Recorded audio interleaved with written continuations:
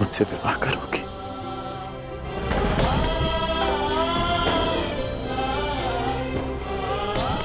हाँ, वृषाली राधे कर्ण से विवाह करेगी।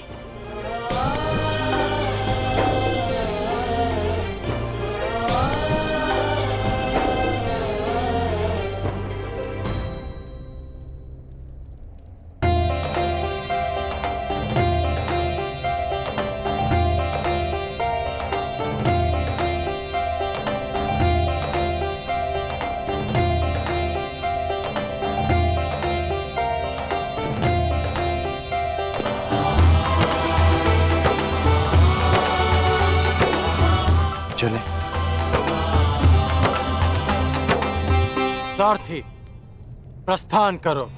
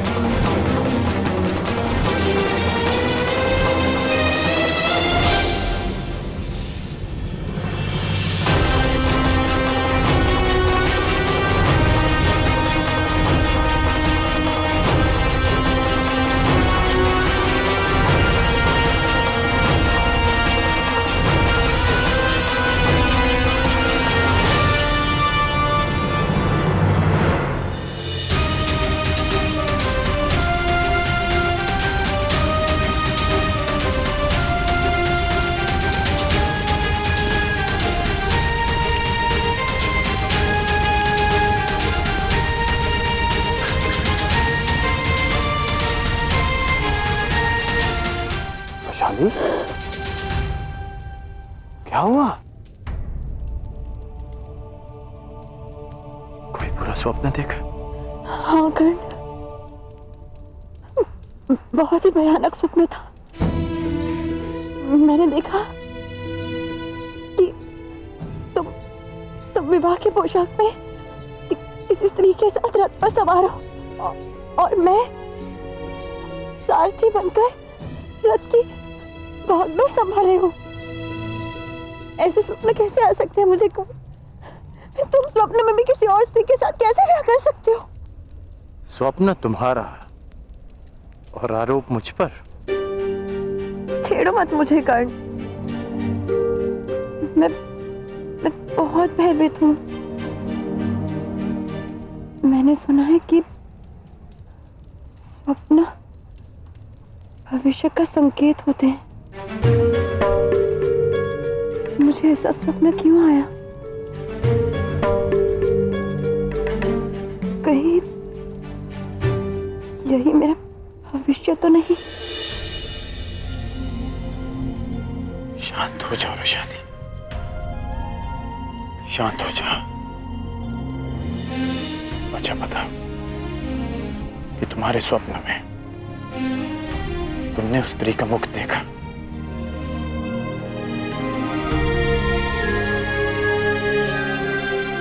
तो फिर तुम कैसे कह सकती हो कि वो कोई और स्त्री थी? तुमने ठीक कहा कि स्वप्न भविष्य का संकेत होता है। यदि हम जीवन को रथ मानकर चलें, तो ये स्वप्न संकेत कर रहा है कि इस राधे कर्ण की जीवन संगनी भी तुम हो और सारथी भी तुम। जिस पुरुष की पत्नी उसकी सहयात्री होने के साथ साथ मार्गदर्शिका भी हो, वो बड़ा भाग्यशाली होता है।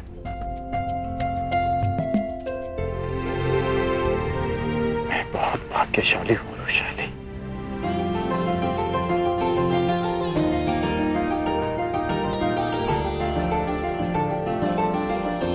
ईश्वर करे इस स्वप्न का संकेत वही हो जो तुमने समझाया, वो नहीं जो मैंने समझा। आज के लिए पर्याप्त समझ लिया वृषाली। अब भोजन कर लेते हैं ताकि भोर तक अंग पहुंच सके।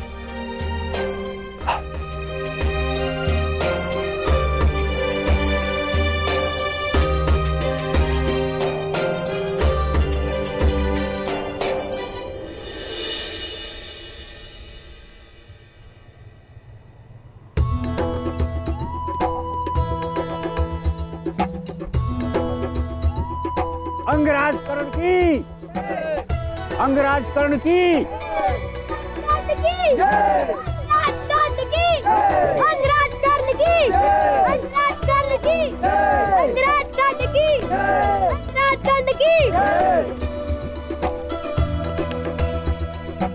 अंग अपने राजा का स्वागत करता है।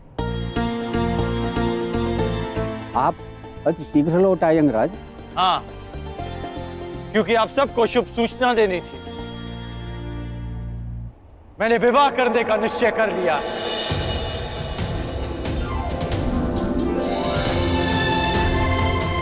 अंग देश को उसकी महारानी बहुत शीघ्र ही मिलेगी। अंग की रानी कौन होगी मित्र?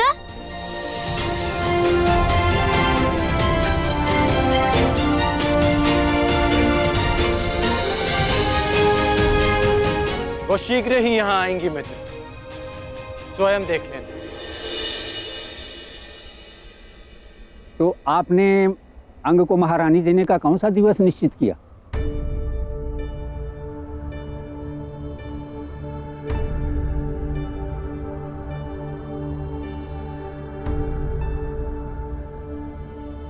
पूर्णिमा से अगले दिवस प्रतिपद को विवाह होगा।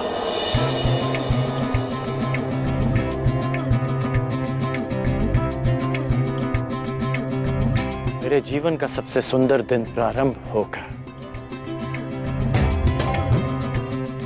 तो दिवस तो अति अल्प रह गए हैं।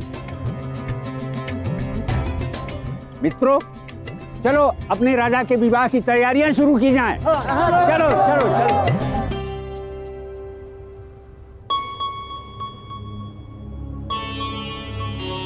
कर्ण,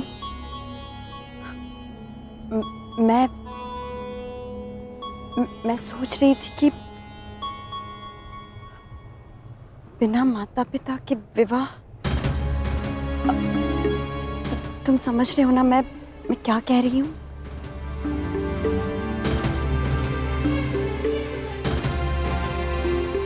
वैशाली, हमारा विवाह माता पिता के आशीर्वाद से ही होगा। मैंने माता और पिताश्री को यहां आने का संदेश दे दिया है और तुम्हारे पिताश्री को भी निमंत्रण भिजवा दिया है। वैशाली,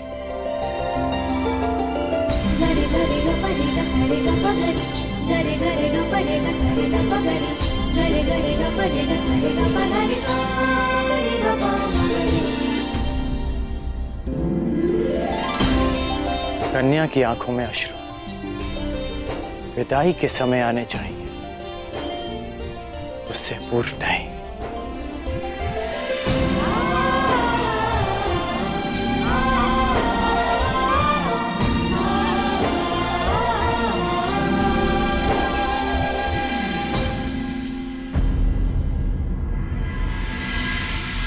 तो तुम भी स्वयंवर में जाना चाहते हो पुत्र?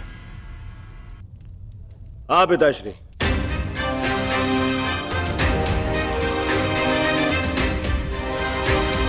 नहीं कुमार, ये नियम के विरुद्ध है। जब तक ज्येष्ठ पुत्र अविवाहित है, युवराज अविवाहित है, तब तक कोई और कुमार स्वयंवर में नहीं जा सकता।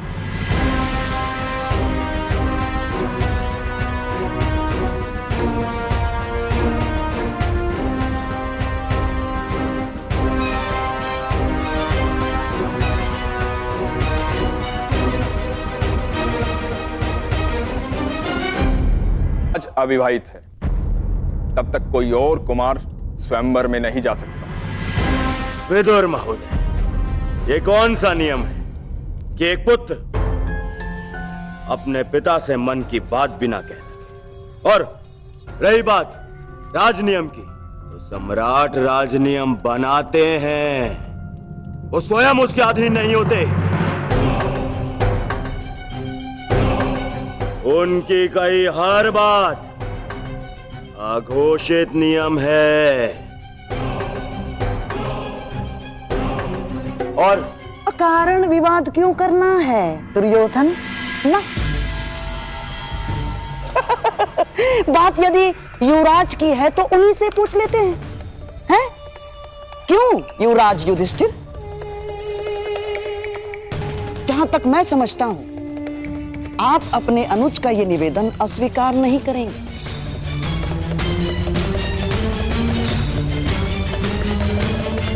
निसंदेह है मामाश्री, यदि अनुज दुर्योधन स्वयंवर में साथ जाना चाहते हैं तो मुझे कोई आपत्ति नहीं।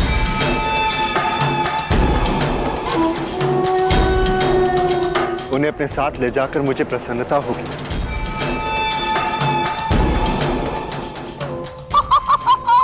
साधु साधु, आपका अपने भाई के प्रति प्रेम अतुलनीय है।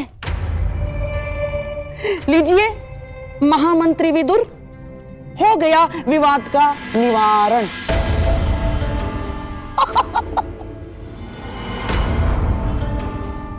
अब दोनों भाई प्रसन्नतापूर्वक स्वयंवर में जाएंगे, और यदि कुमार दुर्योधन साथ रहेंगे तो युवराज युधिष्ठिर की सुरक्षा भी हो जाएगी। और अपने भ्राताओं की सुरक्षा के लिए मैं साथ जाऊंगा ज्येष्ठ पिताश्री।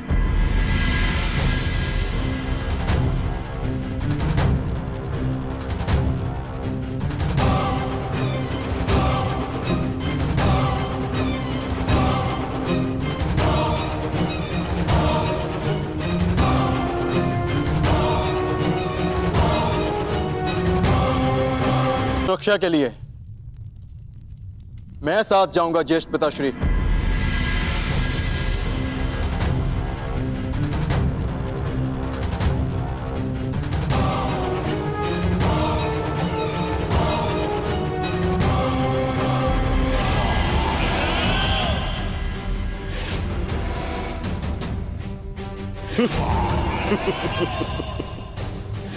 स्वागत है अर्जुन, स्वागत है तुम्हें।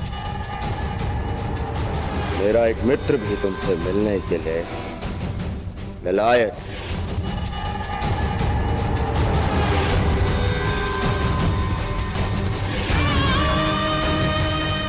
विशेषता इस हस्तिनापुर के बाहर, वो भी हमारे साथ चलेगा।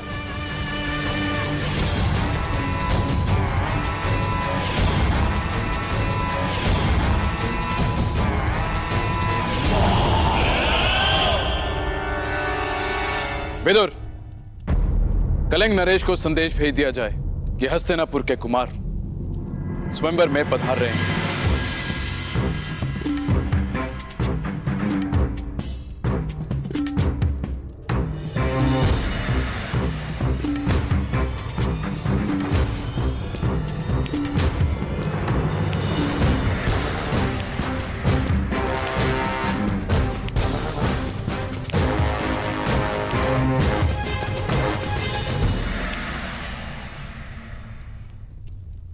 मामा, आपने कहा था ना कि कर्ण युद्ध का पासा है, षड्यंत्र का नहीं।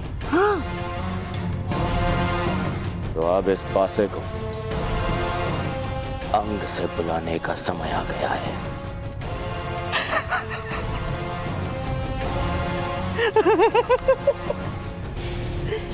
मेरे होने वाले सम्राट।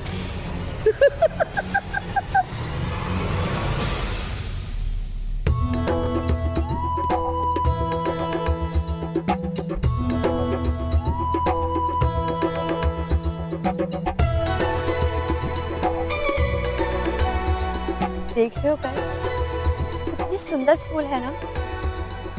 हम हमारे विवाह में ऐसे ही पुष्पों से सज्जा करवाएं।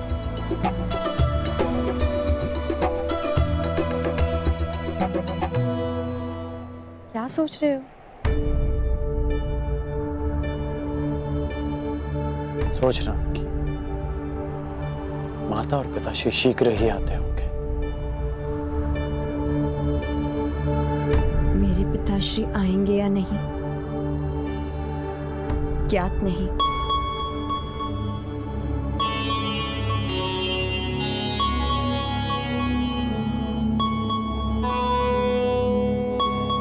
अच्छा एक बात बताओ, क्या सोचा है तुम? विवाह के पश्चात तुम्हारा घर कैसा होगा? पहली बात, वो मेरा घर नहीं हमारा घर हो। और दूसरी बात, वो भले छोटा होगा परंतु सुंदर हो। भित्तियों पर सुंदर सुंदर कलाकृति, दोनों पर कलाकृतियां, श्वेत और दूसरे रंग की यवनिकाएं, और खिड़की से ऐसा दृश्य होगा जहां से सूर्य भी दिखे और चंद्रमा भी। और हाँ, ऐसे सुंदर और सुगंधित पुष्प सज्जा हो। और हे ईश्वर, पुष्प सज्जा का कार्य अधूरा पड़ा है। तुम भी ना मुझे बातों में उलझाकर ना स्वयं कुछ करते हो ना मुझे कुछ करने देते हो। कहाँ मैंने सोचा था कि तुमसे पुष्प सज्जा में सहायता लो, परंतु तुम जैसे कठोर योद्धा कहाँ से इन कोमल से पुष्पों को समझेगा।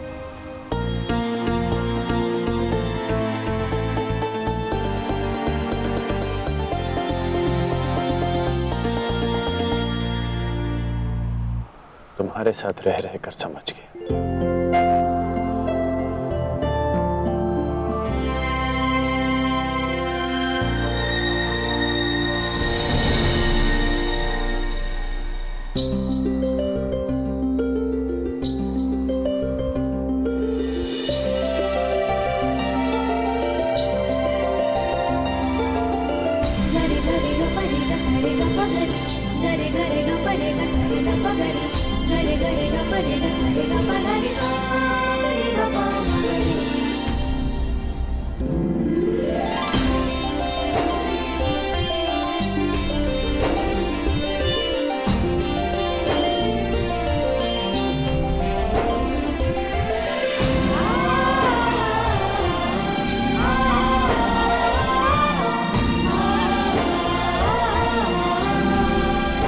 कैसा लगा मेरा प्रबंध?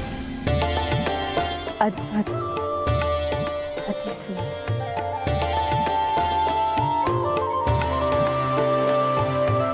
हमारा प्रेम इन फूलों की तरह रहेगा, अद्भुत और अति सुंदर, जो सारे संसार को सुगंधित कर देगा। परंतु इन पुष्पों का एक गुण नहीं होगा हमारे प्रेम। वो क्या? ये हमारा प्रेम कभी मुरझाएगा नहीं।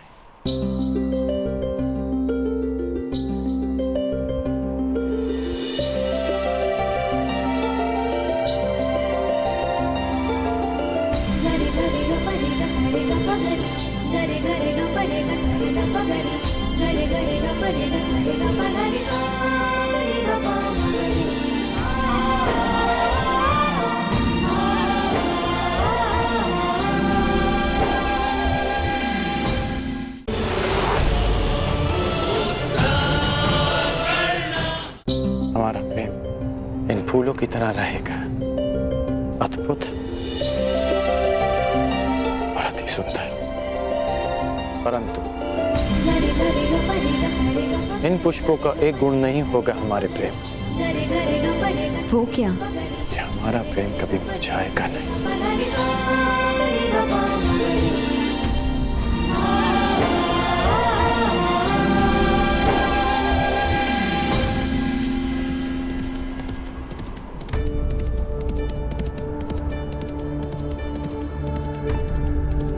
रथ आने की ध्वनि है। प्रतीत होता है काका काकी आ गए। कदाचित मेरे बाबा भी।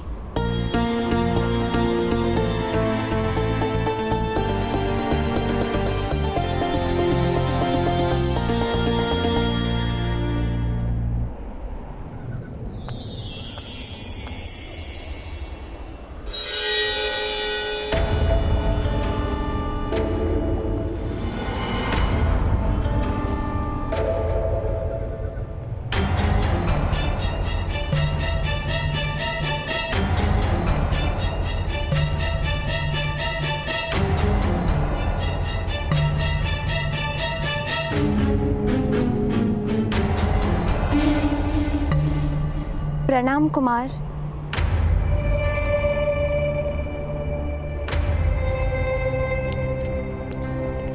मित्र दुर्योधन, यहाँ अचानक?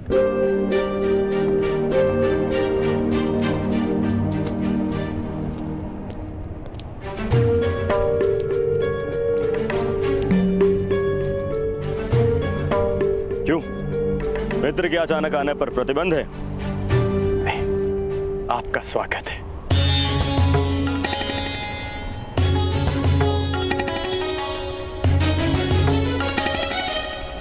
कैसे हो मित्र?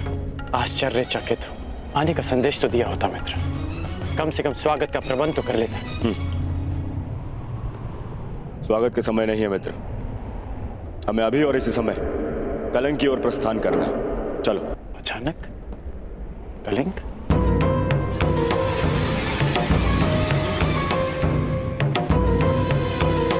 हाँ, कलिंग नरेश की पुत्री के स्वयंवर का निमंत्रण आया है। कदाचित तुम्हारे सहायता की आवश्यकता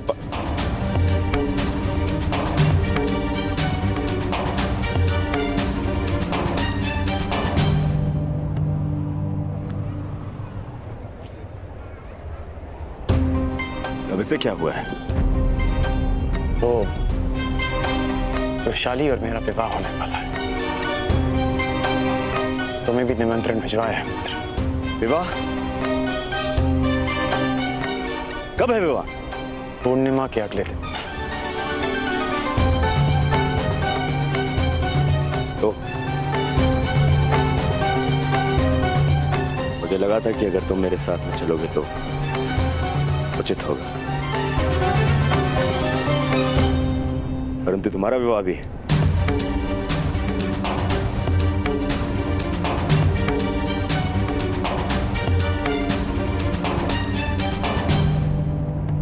वृषाली, पूर्णिमा आने में सप्ताह भर शेष है, तब तक मैं लौट आऊंगा। अवश्य किसी संकट का अनुमान होगा कुमार दुर्योधन, इसलिए मेरी सहायता की आवश्यकता है।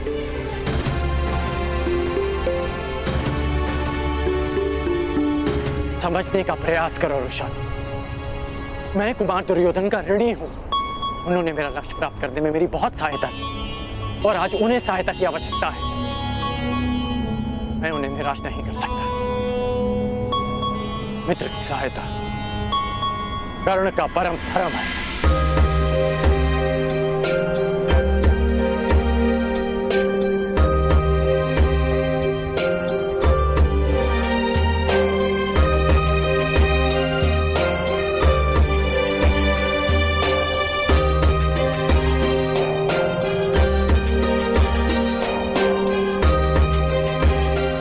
कर्ण और कर्तव्य दोनों की राशि एक ही है राधे। जिसके साथ जीवन के मार्ग पर चलना है, उसके कर्तव्य के मार्ग पर बाधा नहीं बनेगी ये वृषाली। मैं प्रतीक्षा करूंगी पूर्णिमा से पहले लौट आऊं। और हाँ, स्वयंवर में सम्मिलित होने जा रही हूं। अकेले ही लौट, कोई भी हो, सौत किसी को नहीं भाती।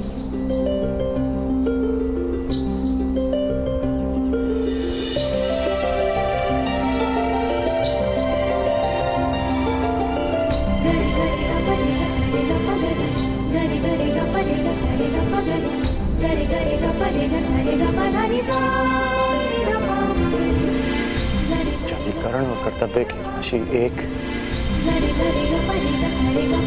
शादी और विश्वास की राशि भी एक है। और मुझे कर्ण का कर्तव्य है कि वो वृषाली का विश्वास ना दो।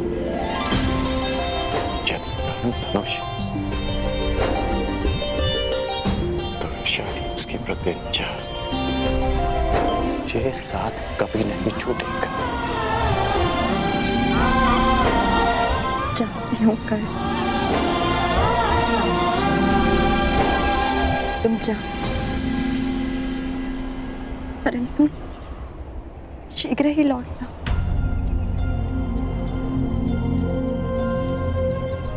कि ये प्रेम बड़ा विचित्र है। चंद्रमा घटता भी है, बढ़ता भी है, परंतु प्रेम में प्रतीक्षा और शंका केवल बढ़ती है। पूर्णिमा तक लौट आना कर्ण इस प्रतीक्षा को अमावस्या की अंतिम प्रार्थना बना दे। इस राधे कर्ण का विवाह पूर्णिमा के अगले दिवस ही होगा। ये मेरा वचन है।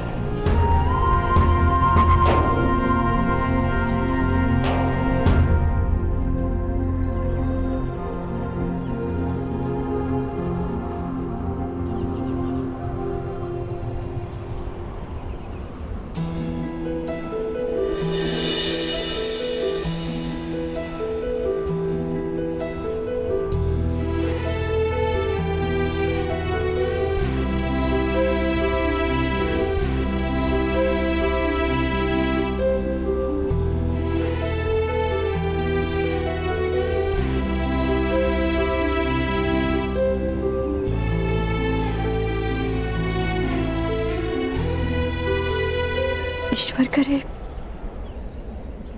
मेरा स्वप्न सत्य सिद्ध ना हो।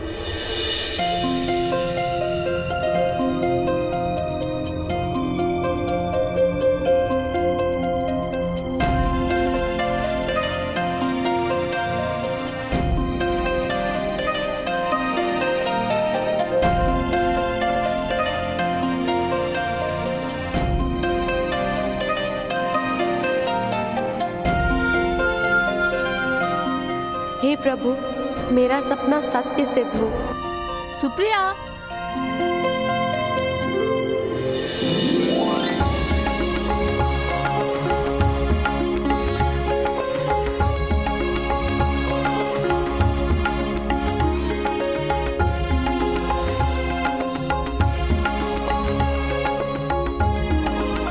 सुप्रिया शीघ्रता से चलो, राजकुमारी भानुमति आपकी प्रतीक्षा कर रही है। आ रहे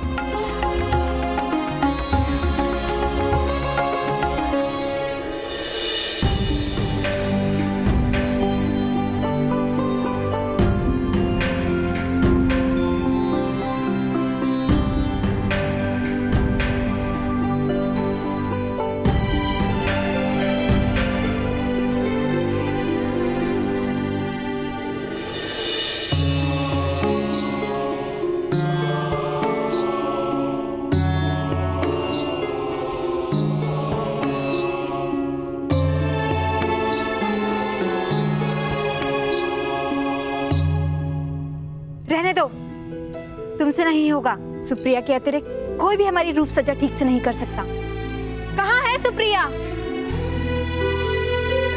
यही हूँ सखी।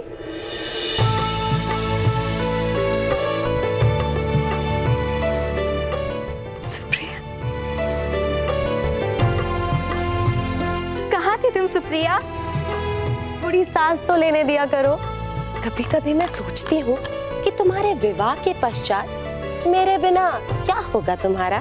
होना क्या है, मैं तुम्हें अपने साथ लेके जाऊंगी। क्या हुआ, इतनी चकित क्यों हो गई हो? सखी, स्वप्न। मैंने एक स्वप्न देखा। मैंने देखा कि मेरा भी विवाह हो रहा है। अच्छा, तो तुमने अपने वर को देखा कि नहीं? नहीं, उनके मुख पर सूर्य जैसा तेज था।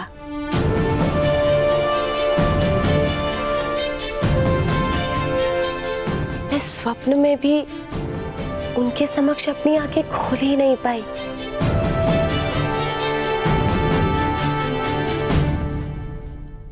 तो फिर सपने में देखा क्या? बस यही कि उन्होंने अपना पग जहां रखा वहां पुष्प खिला। ओहो, तो तुम्हारे मन में भी प्रेम के पुष्प खिलने लगे हैं। कहीं ऐसा ना हो कि मेरे स्वयंवर में अपने लिए वर ढूंढने लग जाओ।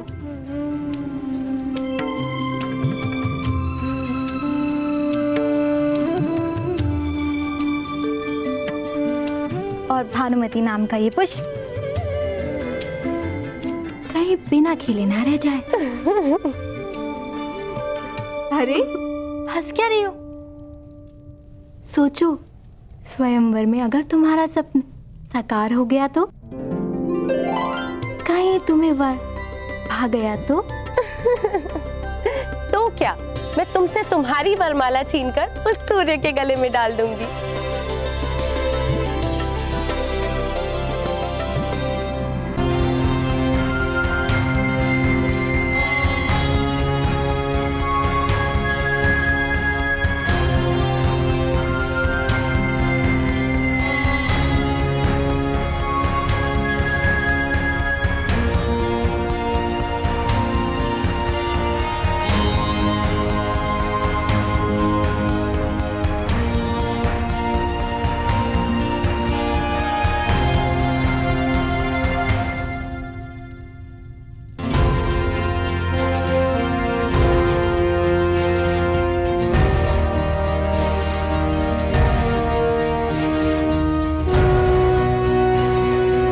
राजप्रसाद हस्तिनापुर जितना विशाल ना सही, किंतु सुंदरता में कम भी नहीं।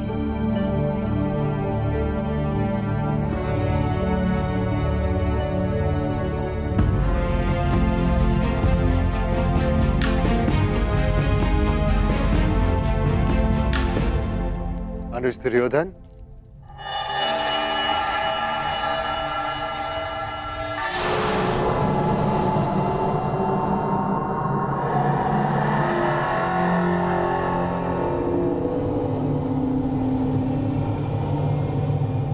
आप तो बहुत शीघ्र ही आ गए। मुझे तो लगा कि आप अंग से होते हुए आएंगे, इसीलिए आपको विलंब होगा।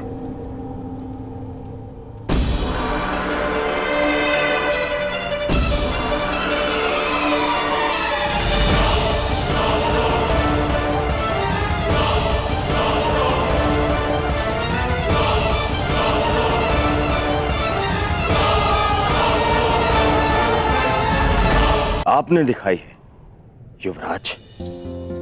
बड़ी ग्लानि होती है मुझे जब मैं सोचता हूं कि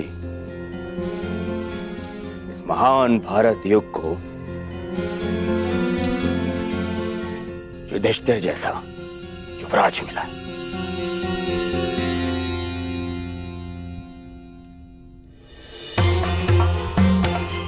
पहले आपने अर्जुन की सहायता से युवराज का मुकुट तो धारण कर लिया, अब इसका भार भी संभाला नहीं जाता क्या आपसे?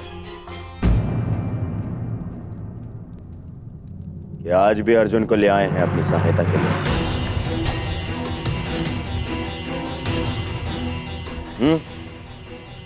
मैं यहां भ्राता युधिष्ठिर के लिए नहीं, आपके लिए आया हूं दुर्योधन। कहीं पांचाल नरेश की भांति यहां आपको किसी ने बंदी बना लिया तो आपको छुड़वा तो सकूं। आज यह आचार्य द्रोण की बनाई हुई सीमा नहीं है अर्जुन।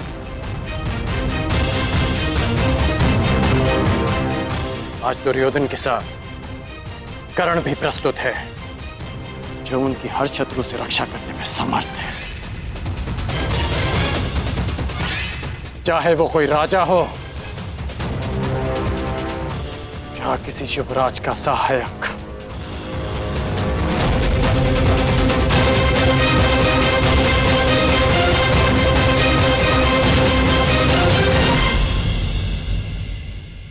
तो क्यों ना अधूरा द्वंद्व यहीं पूरा कर लिया जाए कर्ण।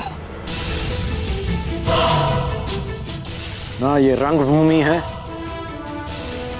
ना ये रणभूमि है। मैं यहां तुमसे द्वंद्व नहीं करने आया अर्जुन, मैं यहां अपने मित्र की सहायता करने आया हूं।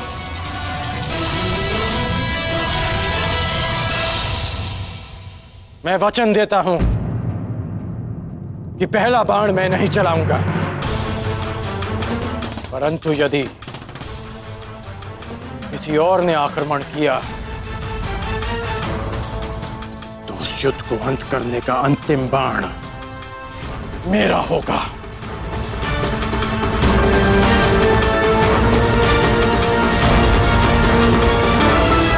शांत अनुज, ये मत भूलो कि हम यहां पर ना तो प्रतिस्पर्धी हैं और ना ही शत्रु।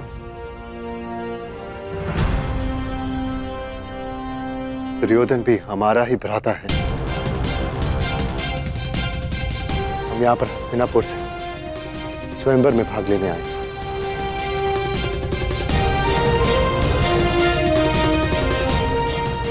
अनुज दुर्योधन, हम यहां से हस्तिनापुर की राजवधु लेके जाने आए।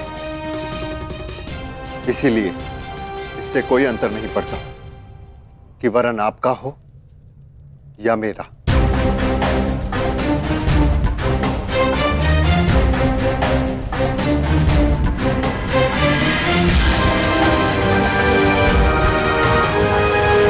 चलो अनुज।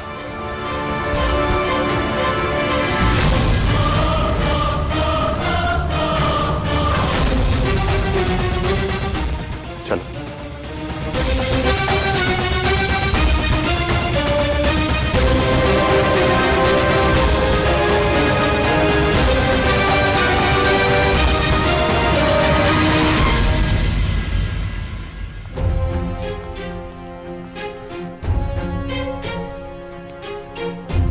सखी, झरोके में आइए ना। यहाँ से स्वयंवर में आए सभी राजा और राजकुमार दिखाई दे रहे हैं। चलिए। नहीं सखी, राज्यसभा में आपको इतना समय नहीं मिलेगा, इसलिए अभी इन राजाओं और राजकुमारों को अच्छे से देख लीजिए। वर चुनने में सरलता होगी आपको। इतने सारे राजकुमारों में से किसी एक का चयन करना कोई आसान कार्य तो नहीं है ना? इतना कठिन भी नहीं है सखी।